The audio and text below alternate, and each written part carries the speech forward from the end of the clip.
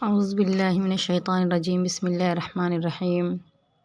اللہ تعالیٰ کو 6 چیزوں سے بہت نفرت ہے۔ نمبر 1، اونچی آنکھیں، گلی بازاروں میں چلتے ہوئی آنکھیں ایک دوسرے کو تکتی پھریں، ایسی اونچی آنکھیں اللہ رب العزت کو ناپسند ہیں۔ نمبر 2، جھوٹی زبان، جب بولے تو جھوٹ نکلے۔ حدیث پاک میں آتا ہے کہ جب بندہ جھوٹ بولتا ہے تو اس کے منہ سے اتنی بدبو نکلتی ہے کہ نیکی لکھنے والے فرشتے اس سے بہت دور ہو جاتے ہیں اور کہتے ہیں کہ تیرے منہ سے کتنی بدبو آ رہی ہے۔ نمبر 3، بڑے منصوبے باندھنے والا دل، کئی مرتبہ انسان کے دل پر ظلمت اتنی ہوتی ہے کہ وہ ہر وقت یہ منصوبہ سوچ رہا ہوتا ہے کہ میں گناہ کیسے کروں۔ ایسا دل اللہ تعالیٰ کو بہت ناپسند ہے۔ نمبر 4، برائی کی طرف چلنے والے قدم اللہ کو ناپسند ہیں۔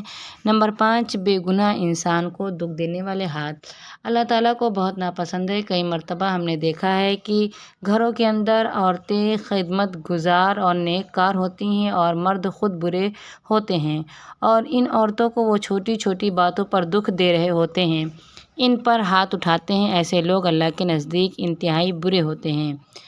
نمبر 6، جدائی ڈالنے والا انسان، کئی مرتبہ دیکھنے میں آیا ہے کہ کچھ عورتیں ایسی ہوتی ہیں کہ 2 انسانوں کے درمیان جدائی ڈال دیتی ہیں۔ مثلاً ایسی باتیں کرتی ہیں کہ بیٹا اپنی ماں سے جدا ہو جائے یا بھائی بہن سے جدا ہو جائے تو ان سے 2 انسانوں کے درمیان جدائی ڈال دی، یا خاوند ایسی بات کرے کہ اپنی بیوی کو اپنے محرم رشتہ داروں سے دور کرے تو گویا اس نے بھی 2 انسانوں کے درمیان جدائی ڈالی۔ جن رشتوں اور ناتوں